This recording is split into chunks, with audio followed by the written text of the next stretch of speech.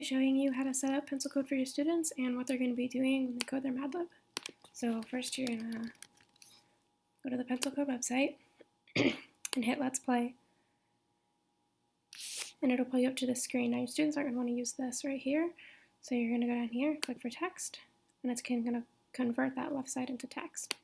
So what they're going to do when they're in the lesson is they're going to take all this text, they're going to copy it, and then they will paste it into here.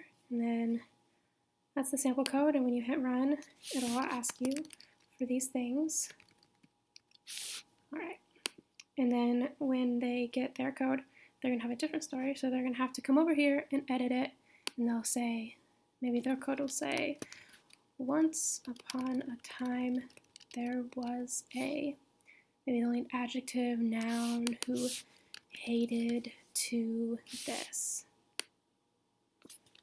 She owned, maybe, and then your students, maybe they'll need number, and then maybe a pronoun,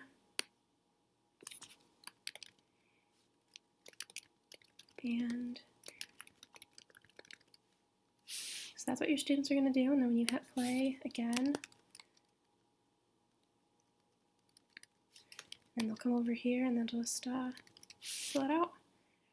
And then